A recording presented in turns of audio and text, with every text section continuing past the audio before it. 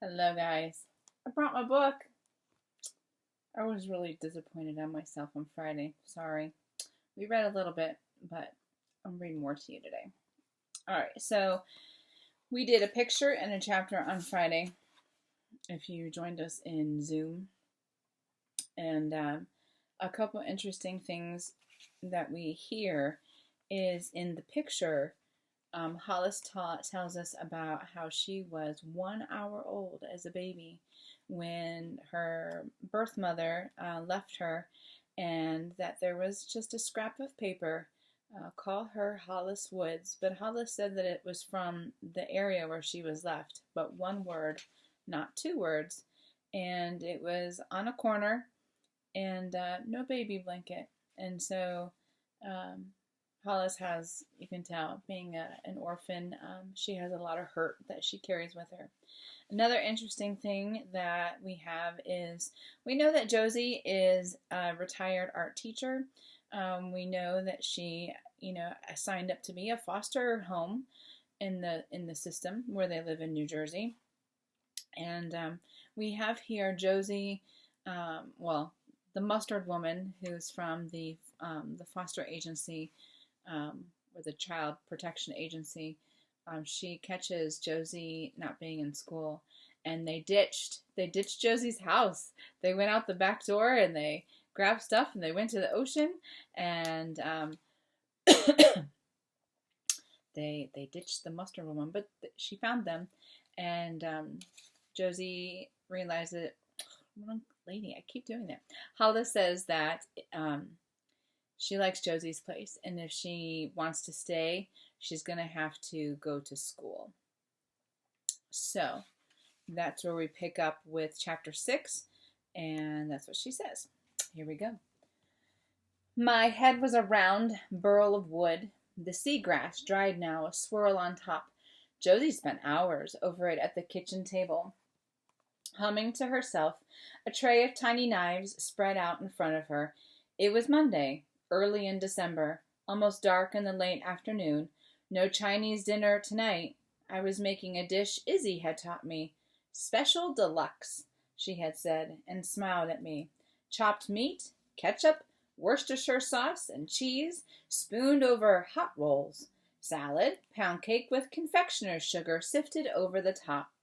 It was going to be a special deluxe evening. Beatrice was leaving the next morning for New Mexico, where she'd paint the adobe houses and the desert. I'll come back when the mood strikes, she had said, or when my money runs out. We'll close up the movie until I get back. All week I'd had a pain in my chest. I was waiting to see what the mustard woman would do. School was all right. I kept my head in the books, made A's on 2 tests, and had no friends. But if the mustard woman talked to Josie for more than 5 minutes, she'd know about Josie. Strange. How much I wanted to stay. Maybe it was because Josie needed me. I'd never been needed before. Or wanted? Asked a voice in my head. The old man had wanted me, I told myself.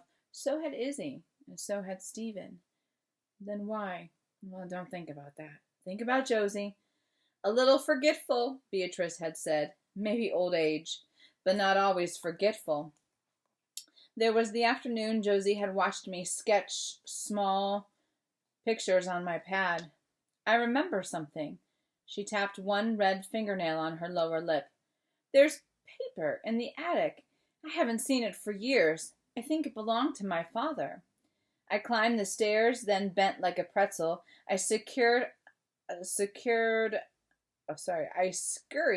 around the low attic, stepping over bags and bushel baskets, stopping to look at boxes of paper-thin Christmas ornaments and yellowed leather gloves. This is like tongue twisters for me. Until I found what she told me about. Huge pieces of paper, gray and dog-eared. I ran my hands over them, thinking about the day the old man gave me the drawing box. As I maneuvered my way back to the steps, Josie had called up, There's an easel, too. Beatrice came now, hurrying up the walk. Her hair had been done up in a high pink swirl at the hairdresser. Her nails matched, and so did her huge pink purse. We were ready for her with the pound cake on Josie's best plate and the dishes on the table. We ate watching the pale December sun drop behind the trees in the backyard. When Josie went inside for something, Beatrice leaned over. "Take care of her," she whispered. I thought of telling her about the mustard woman and the agency, but what if Josie came back? Beatrice saw me frown. Maybe I shouldn't go. Josie said you've wanted to do this all your life. But go, I said, wishing I could go too. I'd take the short line bus up through New York State. It would be early summer again, the first time I'd seen Stephen and the old man playing checkers in the diner. I'd start over. I'd do everything different. Everything. But instead, I'd do it all right. I'd stay with Josie and I'll take care of her, I whispered. Somehow I said in my head. Beatrice turned over one of my pictures. I'll leave my phone number, she said. I'll write it down. She patted my hand. I won't be there for the first 2 or 3 weeks. I'll be traveling around, but just in case. I watched her make careful, even numbers on the paper and turn it over as Josie came back into the kitchen, another one of my pictures in her hand. I didn't take any chances, though. Through the rest of the dinner, I said the phone number over in my head. I wanted to be sure I'd remember it.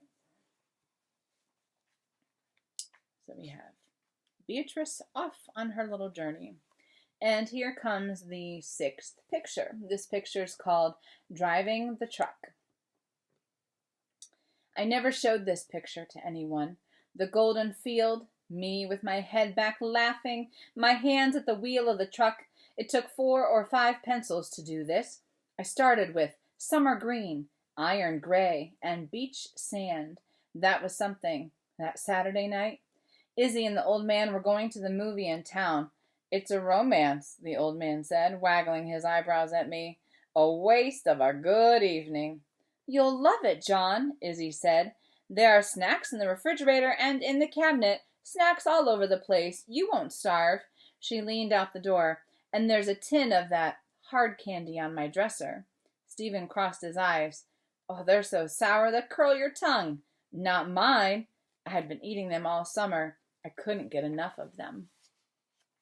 That's because, he began. I knew he was going to joke about my being sour, but the old man came out of the door. I just saw the mess you left in the shed, he told Stephen. Straighten that up. It's bad enough your room looks the way it does. What's this neatness kick?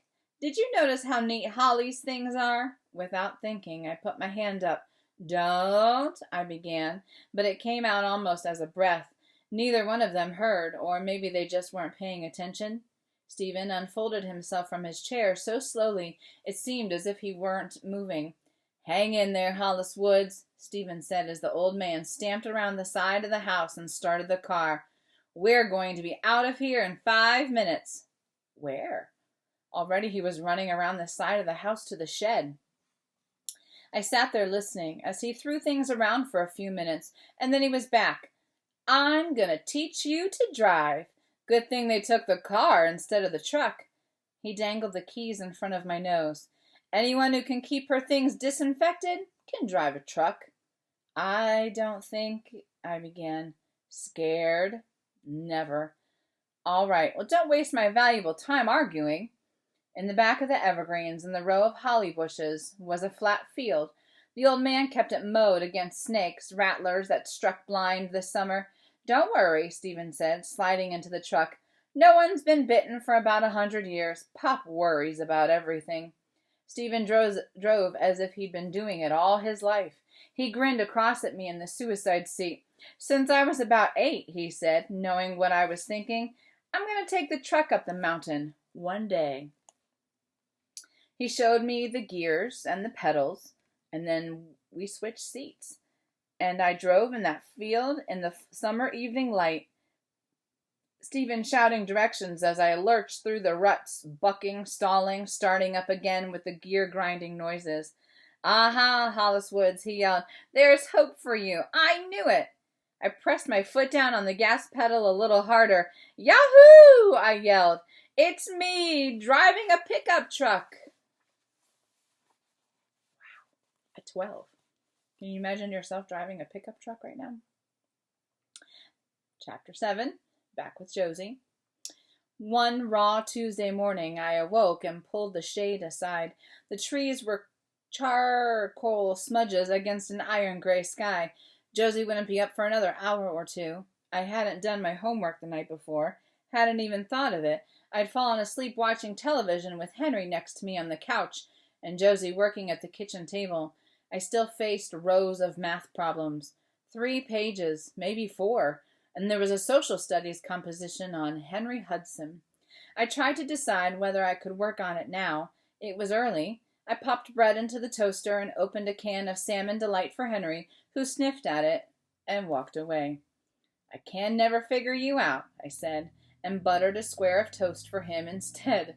Then I pulled my books off the shelf and sat at the table with one of Josie's knitted shawls around me. In back of me, I had the radio on. 2 weeks until Christmas. It had snowed upstate 6 inches. Ah, snow for Stephen. Were they up there yet, the 3 of them? Were they having breakfast in their winter house in Hancock? What would it be like if I were there, doing my homework, eating Izzy's apple pancakes? The radio announcer said it was a foggy day on Long Island at 3 minutes before 8 o'clock. I finished the first page of math problems. I could never do the rest in a half hour. Never mind Henry Hudson sailing up the river. Maybe I could take 1 more day off. Just 1. I grabbed my jacket and pad and went out the back door, holding it open for Henry to come too. The canal would be wonderful this morning, with a mist rising off the water, and all the while I jogged toward the jetty. I knew it was a mistake, but still I kept going.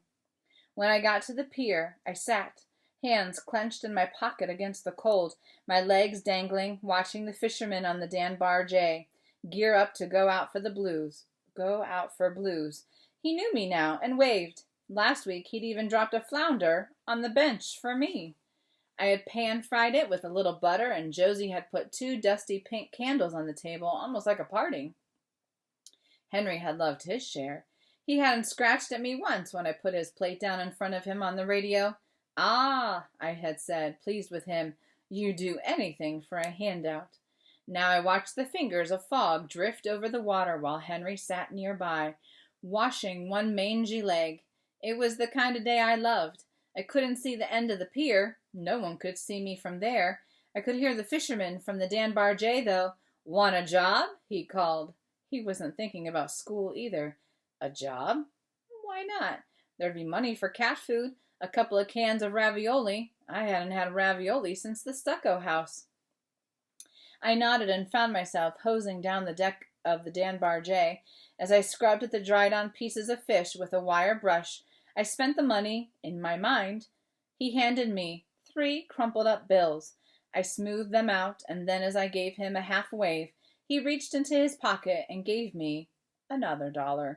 I couldn't wait to get back to Josie. She'd pat her scarf around her neck and fuss with her hat. We'd sail up and down the aisles of DeMattia's food store, picking and choosing ravioli and a pink can of shredded tuna for Henry. Maybe some marmalade, too, to have with the English muffins we had left. I had forgotten all about homework and school and even the mustard woman. Henry and I headed home as the fog lifted and the sun appeared behind the trees.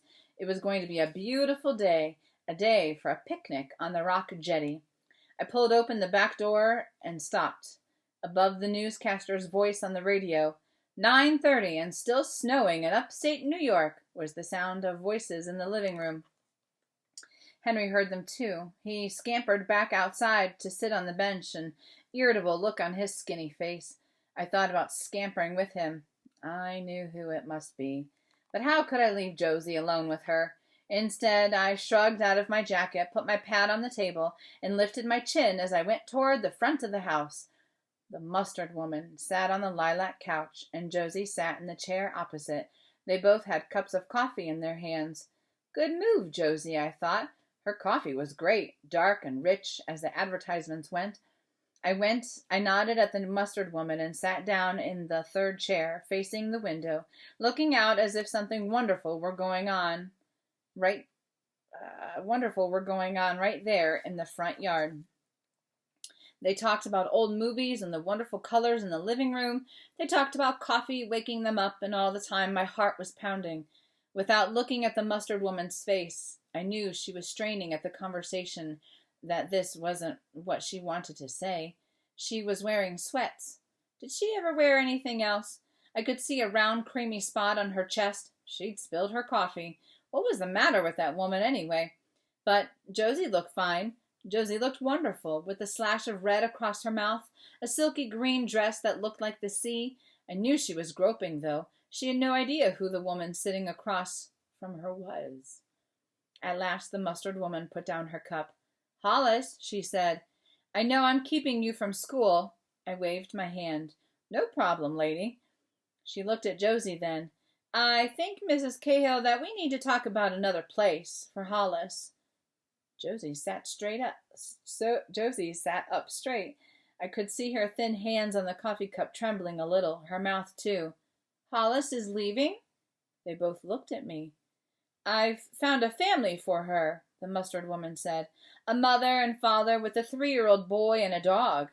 She kept leaning forward, trying to make me look at her. "I think I remember you like dogs, Hollis." "Sharks," I said, "and barracudas, not dogs." "A family would be nice," Josie said. Too late, I thought. "But not today," the mustard woman said. "It will be a few days. I'll want Hollis to meet them first. They're not so far from here. You and Mrs. Cahill will be able to visit sometimes, Hollis." She stood up then. "I'll keep in touch," she said. "Would you like me to drive you to school now?" I shook my head. "I can walk." She turned to go. "By the way," I said, "you have a sticker on the back of that shirt. XL?" She tried to look over her shoulder. "Extra large," I said, feeling mean. 7th picture. Izzy. Just so you know, don't know if you know, but fostering, a foster house means someone who can watch you and take care of you until they can find you maybe a family to adopt. So Josie's house wasn't a place for a permanent place. Josie's place was a place for Hollis to go until they found a better place. And so that's why the mustard woman, she came to tell Hollis about finding this family. 3-year-old, a dog, a mom and a dad, not some retired woman who used to be a school teacher. That's not the best place for a kid growing up, so they thought. And so when you are with a foster place, you usually don't stay very long. Sometimes a month, sometimes a few months. You're just kind of in a waiting period, waiting for there to be a better house and maybe a family to join, and a family who can adopt you. And then that would be permanent. So this is just, this is the foster system that we have in America. So here's a picture called Izzy. 2 of Izzy's candies filled my mouth as I went around the side of the house. I didn't mean to listen or to be sneaky. Ordinarily, I did that a lot. I'd stand still in the hall to hear what the stucco woman had to say to her telephone friend. I'd flip pages on the teacher's desk to see what disaster of a mark I'd gotten in social studies or social attitude. I'd pass by classmates in the schoolyard to find out what they had to say about that kid, Hollis Woods. But this time I was on my way to find Izzy, to give her a picture I'd drawn. Izzy flipping a pancake that would land on my plate. Izzy's pancakes were wonderful, covered with apples cut into small, sweet chunks. The pancakes themselves so light I must have eaten a half a dozen. In the picture, Izzy is laughing, the turner in one hand, just under the cross-stitched motto on the wall, "Love the cook." I'd changed the motto, though. I'd written, "I do love the cook." I'd drawn the "I do" in the palest pink, so that you'd have to study it hard, or you wouldn't notice. One afternoon, Izzy and I had walked up to the old cemetery on the hill where her parents were buried. We picked white daisies and Queen Anne's lace and put them in the jar in front of a small stone next to her parents' grave. Izzy ran her hand over the inscription on the bottom. Joseph Reagan, 6 days. "I always wanted more children," she said. "For me, for John, for Stephen." She patted the stone. "I wanted a baby for each corner of my house. It just never happened after this." Down the hill I could hear the old man bellow at Stephen. Do they always fight? I asked, or I hesitated, trying to sound as if I didn't care, as if it weren't important. Do you think it's because I'm here? Izzy grinned at me. It does seem worse this summer, she said, but they have to find their own way. I thought about that for days. Worse this summer? But now, as I rounded the house, I stepped back against the wall, warm from the sun, smelling faintly of paint, and closed my eyes. How can we let her go? Izzy was saying. We can't, the old man said. My heart began to pound so hard I thought it would come through my chest. A mother, I thought. M. She belongs here, Izzy said. Stephen feels it too. B. Belong. G. Girl. S. Sister. W. For want. W. For wish. W. For wouldn't it be loverly? My head was spinning. I've been thinking about it, Izzy said. The winter house in town is too small. We'd have to put a room on for her. I don't need a room, a couch, a sleeping bag. Without the room, I don't think the agency would let us keep her. She has to have space for herself. For a moment, they were quiet. I leaned my head back, my hand to my mouth. How about this? Izzy said. You could call Lenny Mitchell to work with you. There's space in the back for a great room for Hollis. A big window for her, the old man said. We could do it in weeks. Sooner than weeks, Izzy said. Early fall?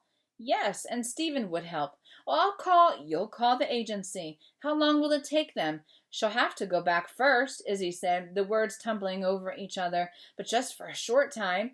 I leaned my head against the wall. I'd never been so happy. A daughter, Izzy said. Yes, the old man said. We'll have a daughter. From where I stood, I could see the mountain towering over me. The stucco woman's voice was in my head. She's a mountain of trouble, that Hollis Woods. Before the end of the summer, I decided I was going to climb that mountain, get to the top, raise my arms, and shout to the whole world, I have a family! I belong! In the back of me, there was a noise. Yahoo! Stephen. I jumped a foot.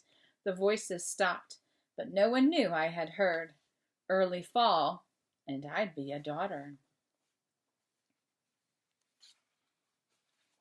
So we know that Izzy likes to eavesdrop, and we know that the Reagan family, they had a baby, and they lost the baby 6 days old, little Joseph Reagan, and that Izzy and the old man, what do they call him? John, that they wanted a lot of children, one for every corner of the house, Mom said, and that it just wasn't meant to be. And so they were working on a way, because this is their summer house up here in the mountain. And so where they normally live, there's not enough room for Hollis. So they were talking about finding her a place of her own. I am going to read one more chapter today, and we'll stop there. So chapter 8, it's on 72.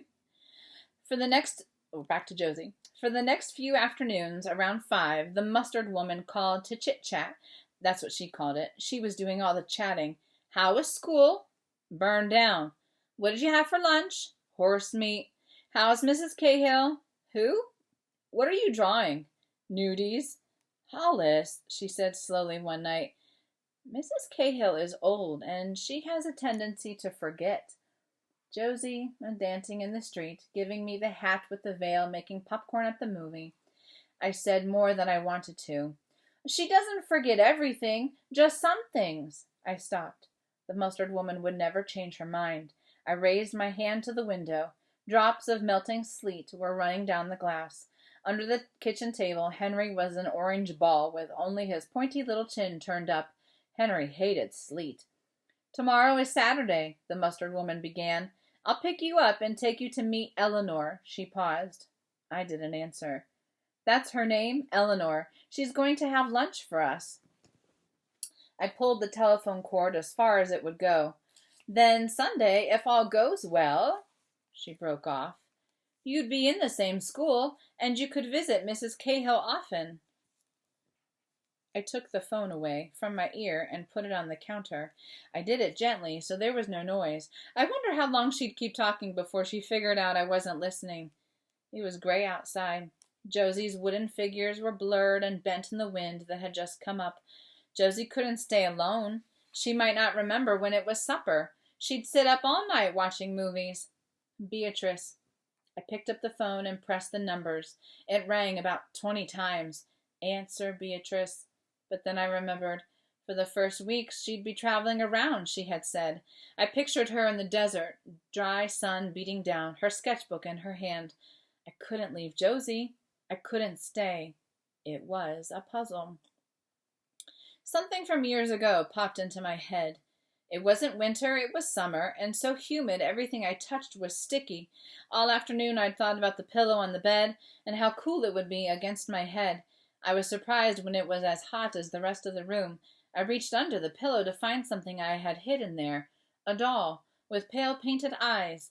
I whispered to her, asking if she was cooling off, and then someone came and pulled her away, tossing her on the night table. I waited until the woman walked out the door, and then I whispered a little more loudly so that the doll could hear me. Don't worry, I'd said. I'll save you in the morning. Why had I thought of that now? Save Josie. That's why. The sleet outside was turning to snow. It reminded me of Stephen. You'd love the snow in Hancock, he'd said. I thought of the summer house in Branches. I haven't been here in winter since I was a boy, the old man had said. But it was wonderful. So cold it hurt your teeth. The river frozen over, the animals coming up close to the house. Everything was silver with ice. He had spread his wide hands. Twisted icicles this long hanging from the roof. I used to knock them off and see how far I could throw them. He had laughed. My father had put in heat, so when you came inside it was warm. I dried my hands on the radiator till they almost sizzled. Winter. No one there in the house in Branches. We'd stay in our house in Hancock now. Plenty of snow there, and nearer to school and the stores. How could I do it? How could I not? Josie was napping on the lilac couch. I went in and stood next to her, watching that beautiful face. She opened her eyes. How would you like to go away with me? I asked. To see Beatrice? She said. I shook my head. That's too far. Well, then where? She sat up, smoothing her hair with her papery thin fingers. It was hard to get the words out. We'll take the car. The Silver Bullet, she said, nodding. It will be an adventure, I said. She smiled.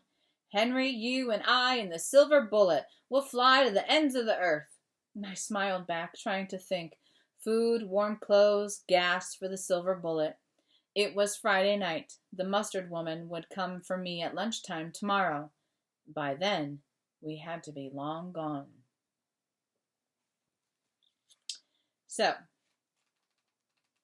plans are getting ready for Hollis to meet the new foster family, and Hollis is scared. A couple reasons. Beatrice was a person who looked after Josie, and now that she's off and gone and traveling, there is no one for Josie. So all of the tendencies that she has, maybe not to eat, maybe to just watch movies all the time, maybe not to take care of herself, Hollis is worried about her.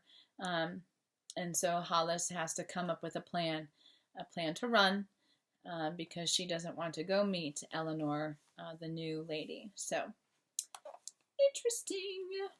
All right, so I'll have some questions for you.